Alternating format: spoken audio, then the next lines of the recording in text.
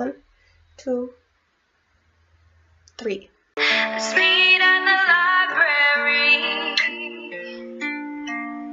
Okay.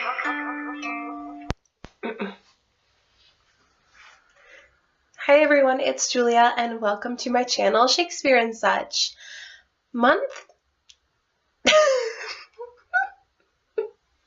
Okay.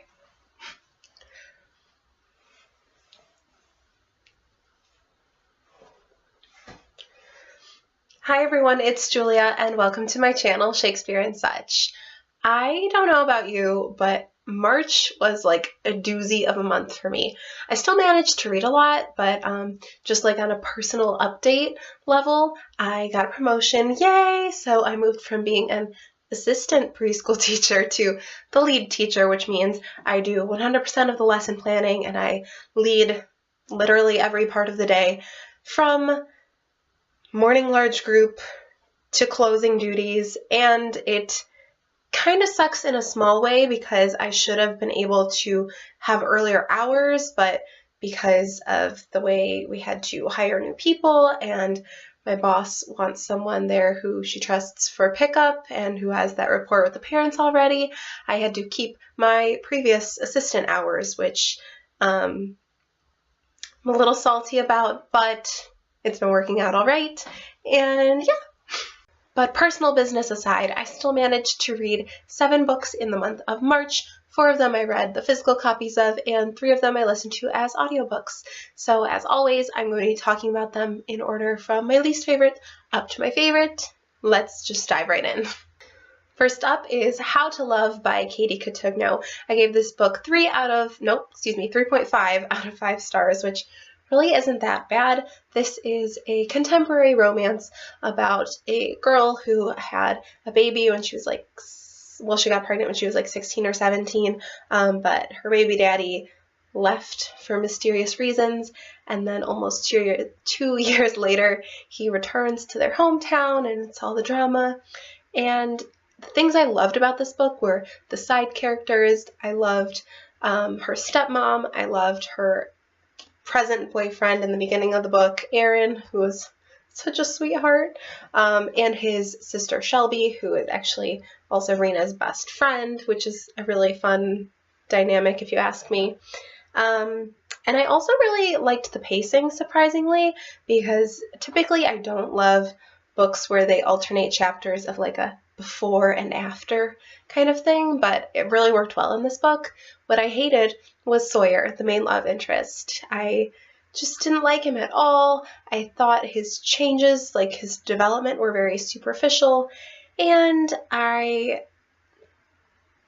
there's just a scene in this book that I've been referring to as the risotto scene that I'll link my Goodreads review down below because I go into it there. If you follow me on Twitter, you saw it then. If you follow me on Goodreads, you might have seen it there. I can't shut up about that stupid scene because I hate everything about it. But yeah, this book was all right, but I'm definitely going to get rid of it because I just hated Sawyer that much. Like, if Sawyer was not a character in this book, it could have gotten like 4-point-something stars. But Sawyer, you're dragging it down. Next. How to Love was actually one of the audiobooks I listened to this past month, and another audiobook that I listened to was So We Read On, How the Great Gatsby Came to Be and Why It Endures by Maureen Corrigan. If that name sounds familiar to you, it is because she reviews books for NPR, and that's awesome, and she narrates the audiobook, so if you enjoy her voice, she's got a nice radio voice, so that was a good choice on my part. This is a nonfiction book about The Great Gatsby, and I think the reason I didn't enjoy this as much as I thought I would is because of my own stupid expectations, which is a bummer to say. I thought this book was going to be a lot more about the latter bit, the why it endures, like what makes The Great Gatsby so great. Why is it a classic? Not just because it's a really short, easy to read, and assign book in high school classrooms, but there was also a lot of like Fitzgerald biography and personal stories from Maureen Corrigan and anecdotes about her teaching The Great Gatsby and talking about The Great Gatsby, and I really didn't want either of those bits. I really just wanted the literary critique portion, and so those chapters that focused on that I loved. I think my favorite was chapter 3, where it talks about Gatsby as this like pre-noir, hard-boiled type story, which was really interesting and very thought-provoking and true. And the reason this book, oh, did I even say I gave this 3.6 stars? But what I did like about it is it really did make me appreciate and want to re-immerse myself in Gatsby, which is not one of my favorite classics. I reread it like 2 years ago and gave it maybe like 3 stars or something like that.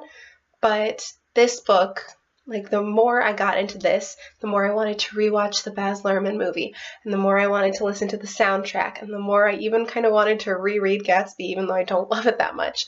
So I think this book succeeds in making people appreciate Gatsby, but it's something that really I only need to read once, and I'm just going to pass on for someone else to enjoy next. Also at 3.6 stars, I have Frankenstein by Mary Shelley. Yes, this edition is beautiful. Let's soak it in. I actually read this as a buddy read with Jocelyn from Yogi with a Book, and that really upped my enjoyment factor. I know I enjoyed this a lot more than she did, I think. It's still not my favorite, but she's not such a big fan.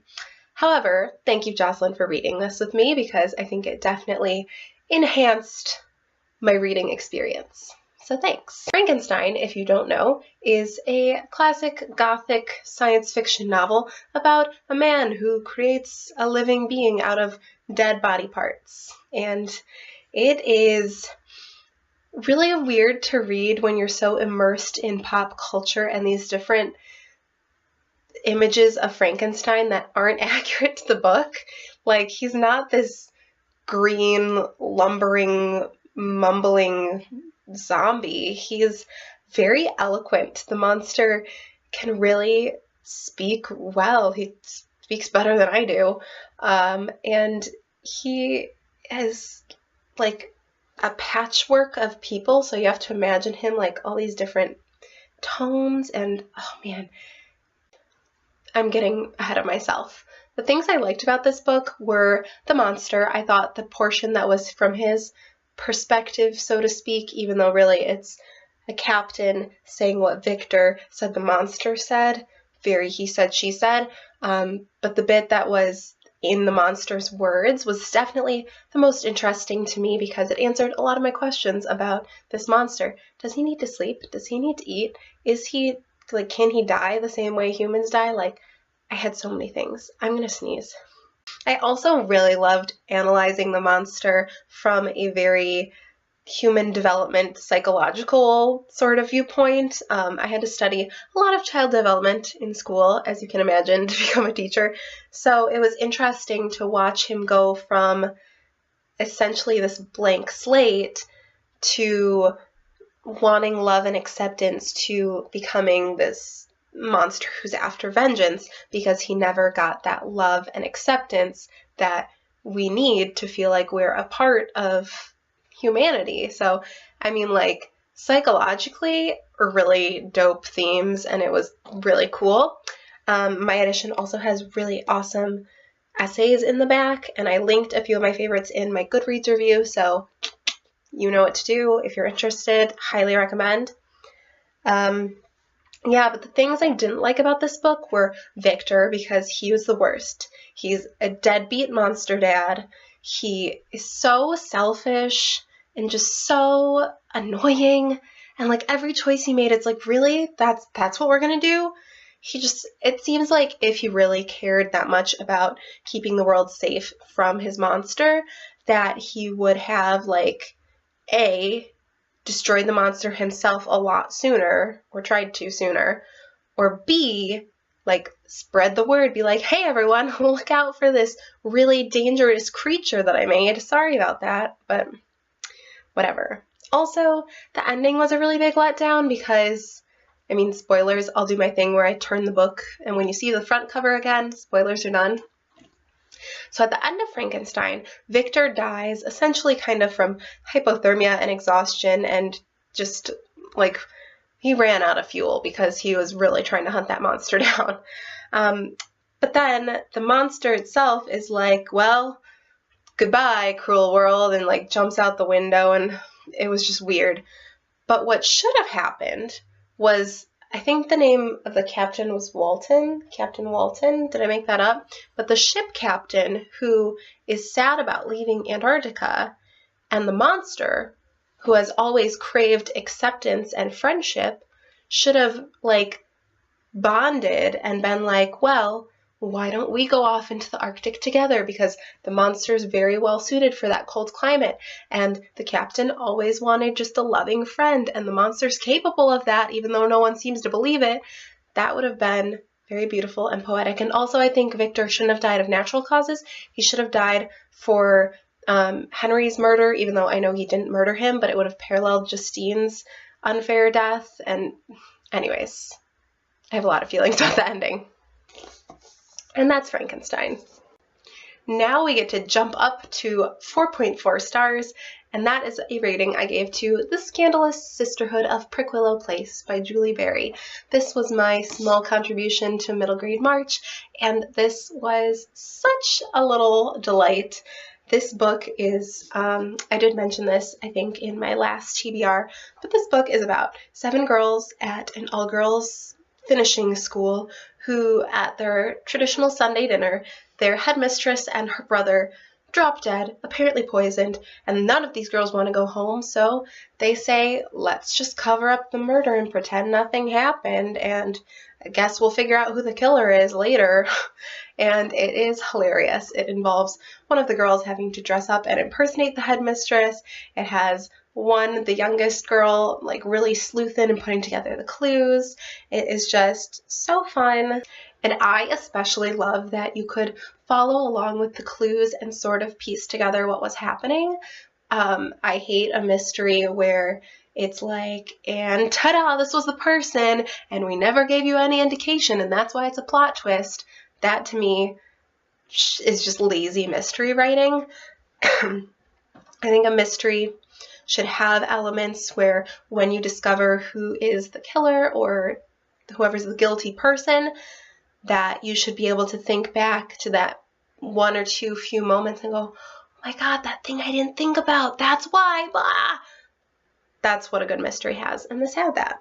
I think the only downsides to this book were that because it's middle grade and there's so many characters, it was kind of hard for any character development to happen. A lot of the girls just kind of stayed the same throughout the story, and they all have pretty caricature personalities. There's the very dour kind of gothic girl, there's the smart one and the flirty one, and so it's like, we get it, you got your tropes, which was cute, but didn't allow for a lot of exploration of character. And then also there were like a few small romance bits in here, and there was one that I really wanted a lot more of that we didn't get. I don't know if that's just because it's middle grade and we didn't want to get too heavy on the romance, but I wanted more of it. Next up is The Princess Bride. This I also gave 4 out of 4 stars to. If you don't know what The Princess Bride is about, where have you been? This movie is a classic. The story is by William Goldman, but he frames it as taking this favorite childhood fairy tale of his and editing it down to only the good parts. So there's a lot of like interjections in the middle of it, and he'll be like, when my father used to read this to me, here's what he said, and blah, blah, blah. And this part used to have an extra 30 pages of describing her hats, but I don't think you want to hear about that. So it's very funny. It's just as sassy and silly as the movie, if you love that. The other thing I love about The Princess Bride is that it really does encompass just every genre. It has romance, it has adventure, it has danger and mystery and intrigue, and it's also just freaking hilarious. It's so silly. The things I did not like about The Princess Bride were reading it just made me realize how shallow the romance between Wesley and Buttercup is. Like, they really have no basis for their love. Like, they're very dedicated to one another, but I don't understand why they fell in love, and I'm not sure I ever will. As You Wish is very romantic, but I don't know why he fell in love with someone who was super mean to him for years and years and years. Also, low-key, I think the movie might be better. I don't know if that's because I've experienced the movie more in my life. This is only my second time reading the book. But I don't know, I just think I like the movie more. Even though I do enjoy that we get a little more of Inigo and Fezzik in the book, yeah, the movie's just still kind of better somehow. Alright, next we have the only book that I can't hold up because I had to return to the library, but that was My Favorite Thing is Monsters Volume 1, and whoo boy, that book was a doozy! I gave it 4.6 stars, and let me just tell you, I wish I had the copy with you because the art is so beautiful. Like, I cannot get over how long it must have taken to just crosshatch and sketch all those drawings, like full page illustrations, recreations of like museum worthy art, and just, it was crazy, crazy beautiful to look at. What I also love about My Favorite Thing is Monsters is that it's a storyline that I've really never read before. It's about this girl, Karen, in Chicago in, I believe, the 60s, and she is very youthful and imaginative, but she also experiences a lot of dark and mature things in her life, and that, what's what I'm looking for, that juxtaposition of those two is like really emotional for some reason. Like, there's a lot going on around her. Her mother is sick, her brother is very loving to her, but very shady. He's a lot older than Karen is, and also her murder, and also Karen's neighbor, who she would talk to every morning, is murdered under very mysterious circumstances. And so Karen's trying to figure out why her neighbor died, and she also learns about this neighbor's past, so it takes us back to Nazi Germany and her story of survival in that time, and whew, it was just a lot going on. I mean, there was like a tense in my chest as I was reading it because it was like a stressful story. I also love that there was a lot of like representation just there, not even like trying to be like, oh, I can throw in this person. It was just like a lot of different people. Like, there were Jewish people, Black characters, lesbian characters, there were Latino characters. Like, there was just a mix, and it was good because that's what Chicago's like. Have you ever been to Chicago? It's diverse, even in the 60s. Finally, we have the last book that I listened to as an audiobook this month, and also, I think, my favorite book of the month, and that is Walk on Earth a Stranger by Ray Carson. This I also gave 4.6 stars, just like My Favorite Thing is Monsters, and this book is like so good. This is right up my alley in terms of historical fiction. The story centers around our main character, Leah, who disguises herself as Lee, a boy, so she can head west because she has the power to sense gold, and in the gold rush, that's pretty darn handy. So, it's great. And what I loved about this book, first of all, I think a lot of people might be like driven crazy by this, but I loved that this first book in the trilogy was really all about the journey going west. It was about surviving and what that path is like. So really, the very, very, very end of this book is making it to California. So there's a lot of story to be told, but I really didn't mind that this book was all about the journey. There were enough big conflicts and action sequences that I didn't mind. I just didn't mind that we were just heading down in our wagons and walking on our horses. Like, it was all great. This has a very, very, very big cast of characters, so I won't go into all of them, but I will say that I love Leah's best friend, Jefferson, who is half Native American and so sweet, and I just really like Leah and Jeff together. That's all I'm gonna say. Just really vague. And the last thing that I loved about this book was that I thought there was going to be this like really annoying theme of like, oh, I have to keep my gold powers a secret, like no one can know. that was hardly an issue. She was just trying to keep it a secret that she was a girl, and that was like so much fun because I loved hearing all the characters talk to her in ways they wouldn't have spoken to a girl and different things that they made her do, whereas if she was a woman, they would have been like, no, we can't do that. But she's like, what else? Also, I really love the college men, which doesn't mean a lot, but if you've read this, you know. It's also in my review. I have a full review for almost all of these, so check the links down below. I put a lot of thought into those Goodreads review, I really do.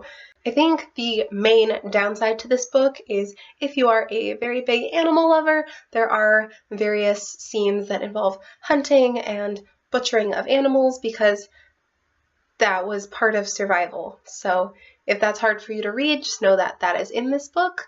But other than that, it's a really great tale about going west, and if you played Oregon Trail as a kid, this will be very nostalgic for you. Alright, that is it. Those are the 7 books that I read in the month of March. I would love to hear your thoughts about them down below, so do be sure to leave a comment, and you'll be seeing more of me soon. Bye!